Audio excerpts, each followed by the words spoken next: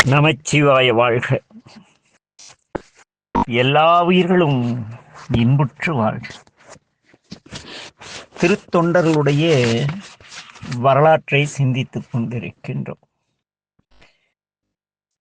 இன்று நாம் ஒரு அற்புதமான ஒரு நல்ல சைவர் எவ்வாறு இருப்பார், அவர் தன்மை எப்படி இருக்கும் என்பதை,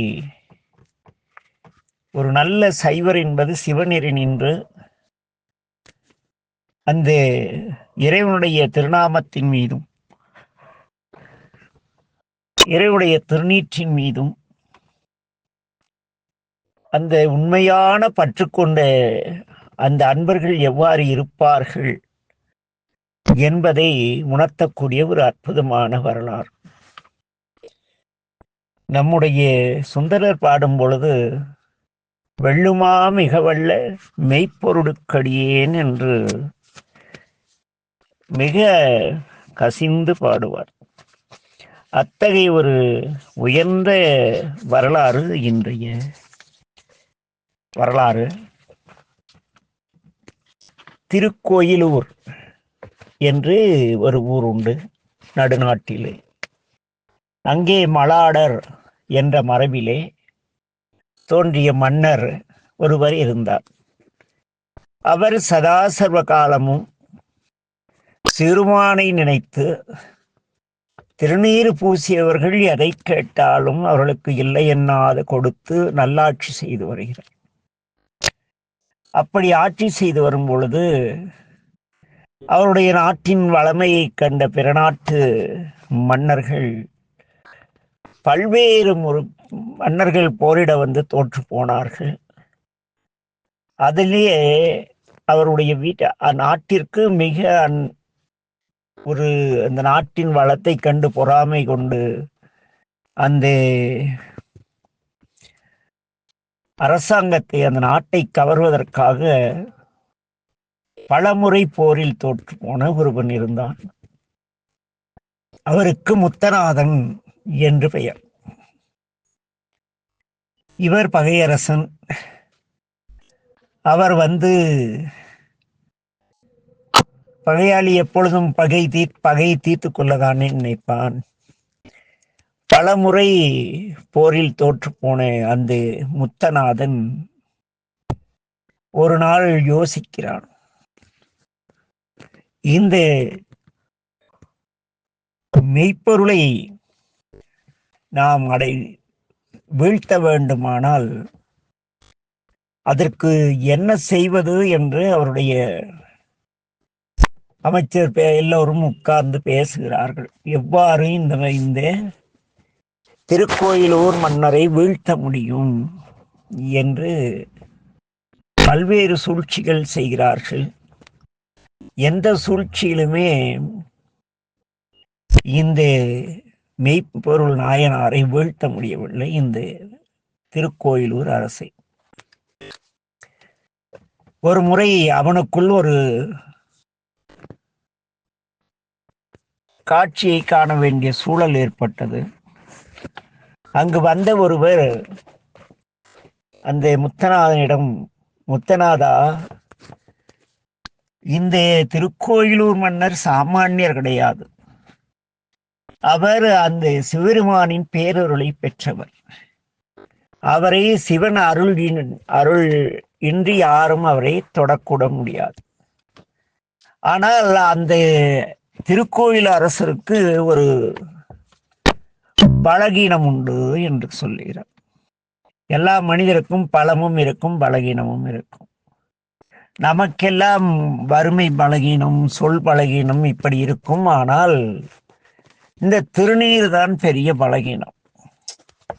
திருநீர் அணிந்ததாலேயே நிறைய பேருடைய தவறுகளை, ஒரு விருதாச்சலத்திலே ஒரு சம்பவம் நிகழ்ந்தது. திருவேடம் தாங்கிய இருவர் ஒரு விழாவிற்கு சென்று விட்டு அங்கே அடியேன் தங்கியிருந்த இடத்திற்கு அருகிலே தங்கியிருந்தார்கள். அவர்கள் செய்கையெல்லாம் அந்த திருநீர் அணிந்தவர்களுக்கான செய்கையாக இல்லை. இருந்தாலும் கூட அவர்களை ரகசியமாக கூப்பிட்டு ஓடி போயிடுங்க, இப்படி எல்லாம் இருக்காதீங்க, அப்படி சொல்லதான் முடிஞ்சதே தவிர அவருடைய செயலுக்காக அவரை தண்டிக்க காவலரிடத்து ஒப்படைக்க மனம் ஒப்பவில்லை. ஆக இந்த திருவேடத்தை தாங்கிக் கொண்டு இந்த மெய்ப்பொருள் நாயனாரிடம் சென்று எதை கேட்டாலும் கொடுத்து விடுவார். அவரை வீழ்த்த வேண்டுமானால் முத்தநாதா நீ என்ன செய்ய வேண்டும்? சிவனடியாரை போல செல்ல வேண்டும். அவரை சாமானியர்கள் யாரும் அந்த மன்னரை காண முடியாது. ஆனால் சிவனடியார் வேடத்திலே சென்றால் அவரை நீங்கள் எளிதில் அணுகிவிடலாம், நீங்கள் எண்ணியதை செய்து விடலாம் என்று கூறுகிறார் அந்த ஆள். உடனே முத்தநாதன் என்ன செய்தார் என்றால், அந்த காலத்திலே எல்லோரும் பெரும்பாலும் நீளமான தலைமுடி வைத்திருப்பார்கள்.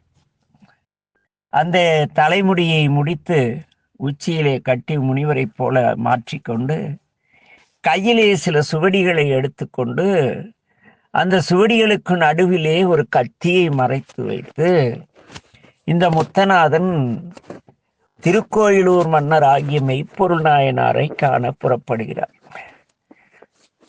இங்கே சில செய்திகளை கட்டாயமாக கூறி தீர வேண்டும்.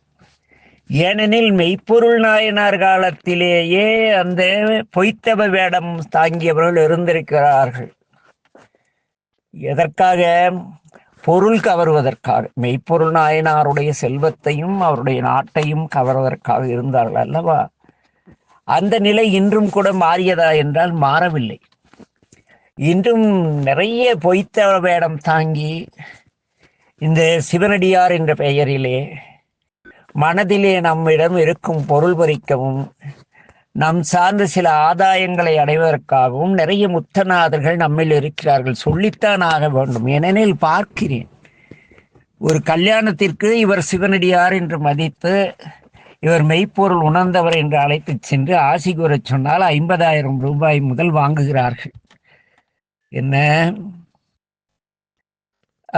ஒரு கடைநிலையில் இருப்பவர் ஒரு 10 பேருக்கு குருவா இருப்பவர் குறைந்தபட்சம் ஒரு 10,000 ரூபாய் கம்மியா கொடுத்தா இந்தாட்ட இங்க வந்தது வேஸ்ட், ஒரு 5,000 கொடுக்குறா, இல்லாதவ கிடக்குன்னு முதுகுக்கு பின்னால சபிக்கிறார். இது மாதிரி முத்தநாதர்கள் அந்த மெய்ப்பொருள் காலத்திலும் அந்த முத்தநாதன் இருந்தானா அது போன்ற இன்றைய முத்தநாதர்கள் நிறைய பேர் இருக்கிறார்கள். எனவே இந்த திருவேடம் தாங்கியவர்கள் எல்லோரும்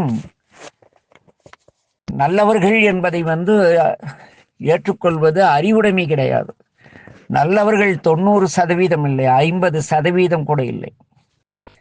ஒரு 45% பேர் கூட பொருள் பெறாமல் ஆசி கூறுபவர்கள் கிடையாது, பொருள் பெறாமல் ஆலய கும்பாபிஷேகம் செய்பவர்கள் கிடையாது. ஏனெனில் இறைவனுக்காக செய்யக்கூடிய விழாக்களுக்கு ஒரு கும்பாபிஷேகம் செய்யவோ, ஒரு பெரிய புராணம் இறைவன் புகழை பேசவோ, அல்லது ஒரு தேவார திருமுறைகளை பயிலவோ ஒருவர் அதற்காக பொருள் எதிர்பார்த்து வருகிறார்னு அவர்களும் சைவமாகிய மெய்ப்பொருளை வீழ்த்த வந்த முத்தநாதர்கள் தான். இது மறுக்க முடியாத உண்மை. ஏனெனில் அங்கே முத்தநாதன் செயல் மெய்ப்பொருள் நாயனாரை வீழ்த்தக்கூடியதாக இருந்தது. ஆனால் இந்த முத்தநாதர்கள் சைவத்தை வீழ்த்தக்கூடியவர்களாக, இவர்களை பற்றி உண்மையை உணர்ந்தவர்கள் நிறைய பேர் இந்த சைவமே சரியில்லைங்க, எல்லாம் திருட்டு பசங்கன்னு சொல்ற அளவுக்கு வெக்கமா இருக்கு, வருத்தமா இருக்கு மனசுக்கு. அப்படி அந்த முத்தநாதர் நினைவூற்று இன்று பொய்த்தவ வேடைகள் இருக்காங்க இல்லையா, சிறப்பா வேடமிட்டிருப்பாங்க. உண்மையான அடியார்கள் ஒரு திருநீர் அணிஞ்சு ஒரு சர்ட்டு போட்டு இல்லை ஒரு அரையாடை அணிந்து சிறிது ஜபமாலை போட்டு ஒரு பக்கம் இருப்பாங்க. இந்த பொய்த்தவ வேடத்தார் பிறருக்கு கவரும் மண்ணும் திருநீர் அணிந்து கழுத்து நிறைய ருத்ராட்சம் விலைக்கு வாங்கி போட்டுக்கொண்டு சைவம் என்று கூறிக்கொண்டு பட்டு வேட்டி, எத்தனை ஆயிரம் பட்டுப்புழு செத்து போயிருக்கும் ஒரு பட்டு வேட்டியில. அப்படி ஒரு பட்டு வேட்டி இல்லையா, ஒரு காவி கட்டி அதுக்கு மேல ஒரு பட்டு பொன்னாடை. இப்படி இங்க எங்கே சைவம் வாழ்கிறது? ஆடையிலேயே சைவம் இல்லை இல்லையா? அதுபோல இன்று வாழக்கூடிய இந்த பொய்யடியார்களை போல அந்த முத்தநாதன் மிக சிறப்பாக வாடமிட்டான். முழு நீர் அணிந்து திருநீர் அணிந்து அப்படி ஒரு கையிலே ஒரு புத்தகம், நம்மளுங்க திருவாசகத்தையும் தேவாரத்தையும் எடுத்துட்டு வித்துக்கிட்டு இருப்பாங்க. காசு கொடுக்கலன்னா வகுப்பு எடுக்க மாட்டாங்க. அது இங்கே அவன் நினைத்த காரியம் நடக்கவில்லை என்றால் அவன் எதுக்கு இந்த கபடி புத்தகங்களை எல்லாம் எடுத்துட்டு போறாரு. அப்படி அங்கே அந்த கத்தியை மறைத்து, இங்கே என்ன, அங்கே முத்தநாதன் கத்தியை கொண்டு சென்றான், இவர்கள் புத்தியை கொண்டு செல்கிறார்கள். சிவனடியார் என்ற வேடத்தை எப்படியெல்லாம் பொருளாக்க முடியும், எப்படியெல்லாம் இவரை தனக்கு அடிமையாக்க முடியும் சிவம் என்ற பெயரை வைத்து கொண்டு. இவர்கள் கடைசியில இவர்களை வழிபட்டால் சிவனை வழிபட்டது போலன்னு ஒரு வார்த்தை சொல்லுவாங்க. குருவே சிவம், இவரை கும்பிட்டாக்க சிவனை கும்பிட தேவையில்லை, ஏன்னா ஐயா தான் சிவம். ஆக அங்க சைவத்தை இவர்கள் என்ன செய்கிறார்கள், மெய்ப்பொருளை கொலை செய்கிறார்கள், சிவ சிந்தனையை நீக்குகிறார்கள். அப்படி இங்கே ஏனெனில் இந்த வரலாறு எல்லாம் நாம் மெய்ப்பொருளை உணர்வதற்காக இங்கே இந்த முத்தநாதன் சென்றான். அங்கே மன்னர் மாளிகையில் இருக்கும் காவலர்கள் தடுக்கிறார்கள். இவனை பார்த்தாரு, கத்தி போனாரு, பொய்த்தவ வேடம் போட்டு போறான். மன்னருடைய மாளிகையில் இருந்த வாயில் காவலர்கள் தினந்தோறும் பல ஆயிரக்கணக்கான நூற்றுக்கணக்கான அடியார்களை பார்ப்பவர்கள். இவர் உள்ளே செல்லும் பொழுது ஏதோ ஒரு மனதிலே இவரை ஏற்றுக்கொள்ள முடியாமல், இவரை எங்கேயோ பார்த்திருக்கமே, இந்த ஆள் தப்பா இருக்காருன்னு இந்த மெய்க்காவல்னு ஒருத்தர் இருப்பார் அரசனுக்கு, இறைவனுடைய பாதுகாவலர், எஸ்கார்ட் சொல்றோம் இல்லையா, கருப்பு புலிகள் பூனைகள், அது மாதிரி இங்கே அவருடைய மெய்க்காவலர் ஒருத்தர் தத்தன்னு. அவர் என்ன செஞ்சாரு, முத்தநாதனை தடுக்கிறார். தடுத்து அவருக்கு தெரிஞ்சிருச்சு வந்திருக்கிற ஆள் சரியில்லைன்னு, அதனால தடுத்து மன்னர் உறங்குகிறார், அதனால நீங்க அவரை பார்க்க முடியாது அப்படிங்கிறாரு. இருந்தாலும் இவன் ஒரு அடியாரை தடுக்கிறாயா தத்தா, நான் அவரிடம் கூறி உன்னை தண்டிக்கிறேன் அப்படின்னு அதிகாரம் பண்ணிட்டு உள்ள போறான். அங்கே மன்னர் உறங்கி கொண்டிருக்கிறார், அரசியார் அருகில் அமர்ந்து விசிறி கொண்டிருக்கிறார்.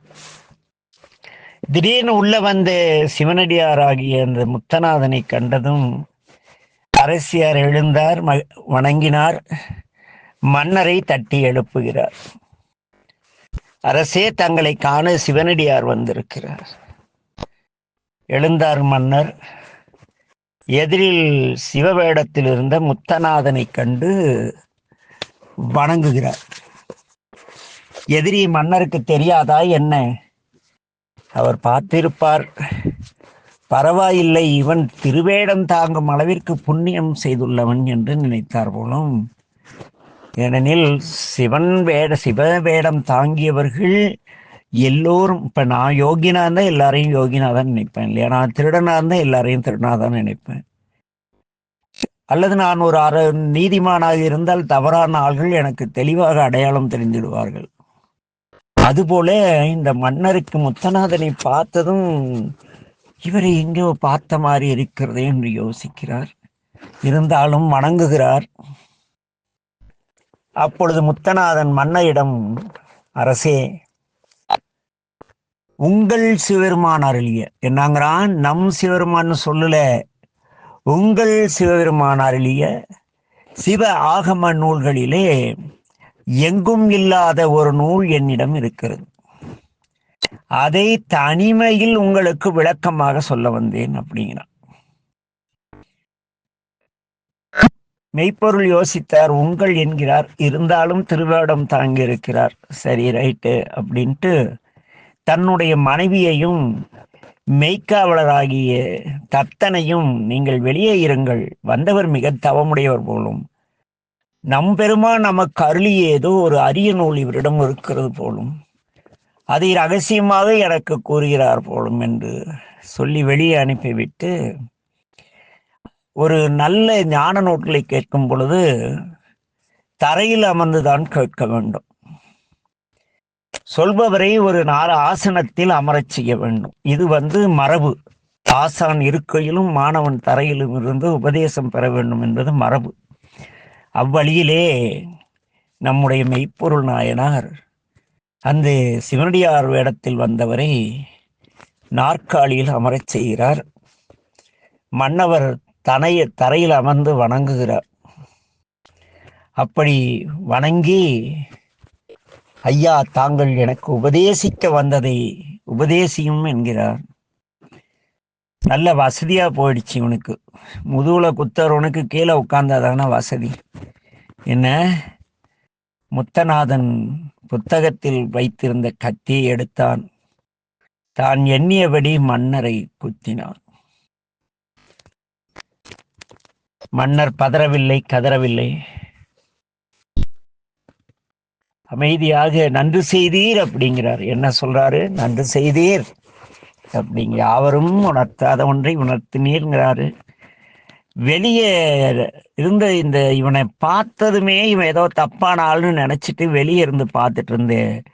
அந்த தத்தன் உடையாந்து கையில் இருந்த கத்தியை எடுத்து முத்தநாதனை வீழ்த்த கத்தி ஓங்குகிறார். உடம்பெல்லாம் அப்படியே முதுகுல இருந்து ரத்தமா வழியுது. ஆனா நம்முடைய மெய்ப்பொருள் என்ன சொல்லிச்சு? தத்தா, இவர் நம்முடையவர். இவரும் நம்மை போல சிவச்சின்னங்களை அணிந்திருக்கிறார். இவருக்கு நாம் எந்த இடரும் செய்யக்கூடாது. இவருக்கு நம் மக்களால் எந்த தீங்கும் ஏற்படாது. பாதுகாத்து இவருக்கு நம் மக்களால், நம் நாட்டு மக்களால் எந்த தீங்கும் வாராது பாதுகாத்து இவர் ஊர் எல்லை தாண்டி விட்டு வா என்று கூறுகிறார். அப்புறம் தத்தன் பாதுகாப்போடு முத்தநாதனை ஊர் எல்லையில் விட்டு நேரா அரசரிடம் வருகிறார். வந்து மெய்ப்பொருள் நாயனாரை பார்க்கிறார். மெய்ப்பொருள் தத்தனை நோக்கியது. தத்தன் கூறினான், அரசே, தங்கள் விருப்பப்படி அவரை நான் ஊர் எல்லையிலே விட்டு வந்து விட்டேன். உடனடியாக மன்னர் தனது அரசு ஊழியர்களையும் சுற்றத்தார்களையும் பார்த்து, முழுநீர் அணிந்த சிவனடியார்களை பாதுகாத்து வாழுங்கள். அவர்கள் செயல் எதுவாக இருந்தாலும் அவருடைய அந்த திருநீரை அணிந்ததற்காக அவர்களை மன்னித்து விடுங்கள் என்று கூறி நடராஜ பெருமானை சிந்திக்கிறார். நாயனார் அப்படியே சிந்தித்திருக்கும் பொழுது நம்பெருமான் தன்னுடைய வடிவத்தை காட்டி மெய்ப்பொருள் நாயனாரை பார்த்து, மெய்ப்பொருளே, நீர் தேவர்களுக்கும் எட்டாத நம் சிவலோகத்தில் வந்து எம்முடன் இருப்பாயாக என்று கூறி அவரை அழைத்து சென்றார். இந்த வரலாறு சற்று சோகமான வரலாறு.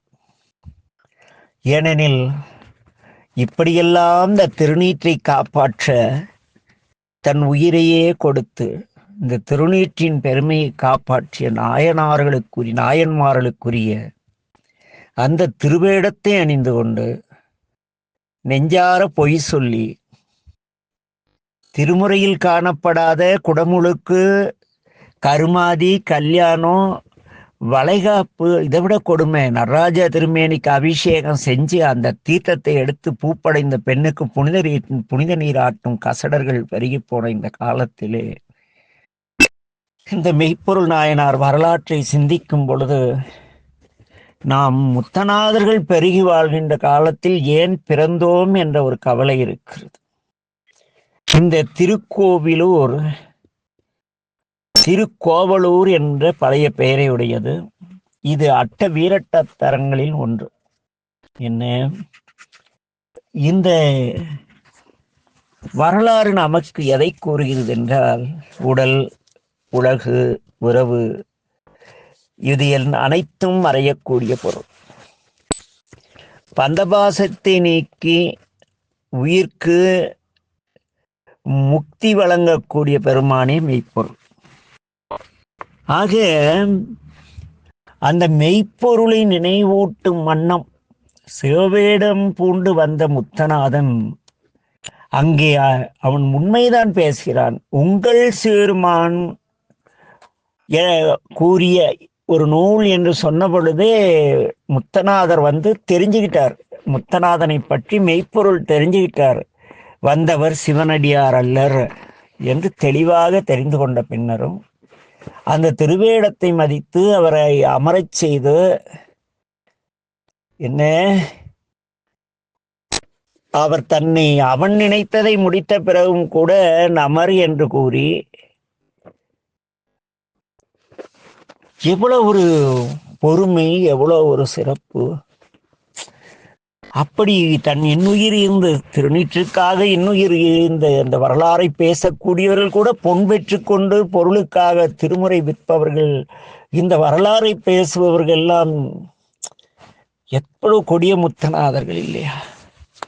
திருவேடம் அணிந்து கொண்டு சக மனிதர்களுக்கு தாங்கள் செய்யக்கூடிய அந்த இல்ல விழாக்களுக்கு கூட என்ன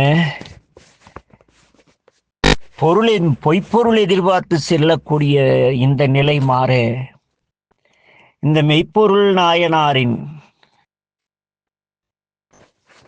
இந்த நன்னாளிலே என்ன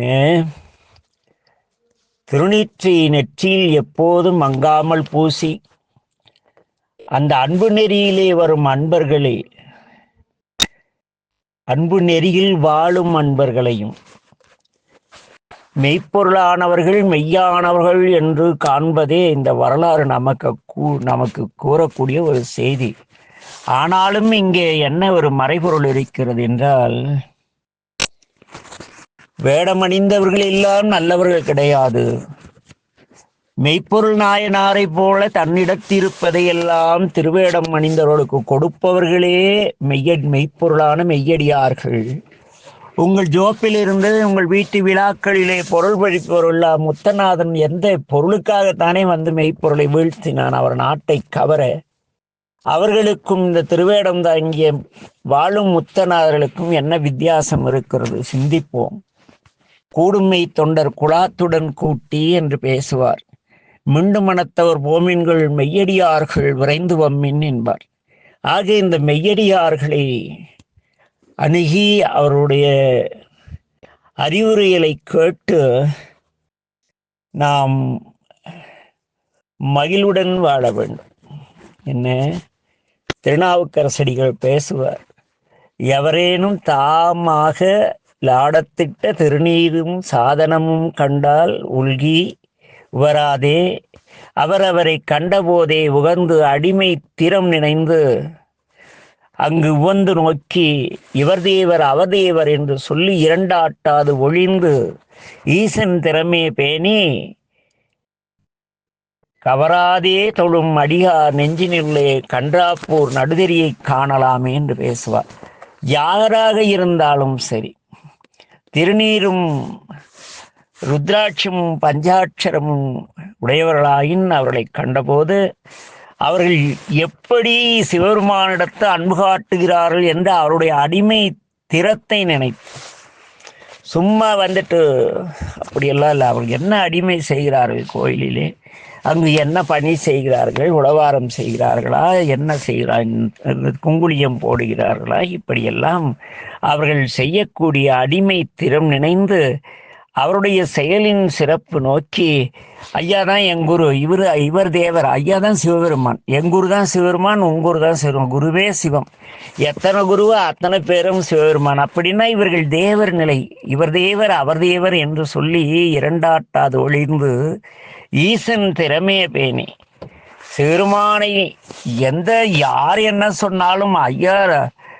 ஆசான் சிவநெறி புகட்டுபவர் என்று சிவம் கிடையாது, ஈசனே எல்லாம் என்று தெளிந்து இருக்கின்றார்கள் அல்லவா?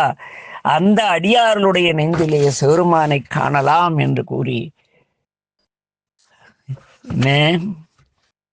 வெல்லுமா மிக வல்ல மெய்ப்பொருளுக்கடியே என்று அவரை வணங்கி, இந்த திருவேடம் தாங்கி முத்தநாதனை போல பொருள் பற்றி சைவத்தை விற்கக்கூடிய இந்த முத்தநாதர்கள் திருந்தி மெய்ப்பொருள் நிலையை அடைய எல்லாம் அல்ல என் தந்தை மேட்டூர் மீனாட்சி சொக்கநாத பெருமானின் திருவடி சிந்தித்து வேண்டி பிரார்த்தித்து விடைபெறுகிறோம்.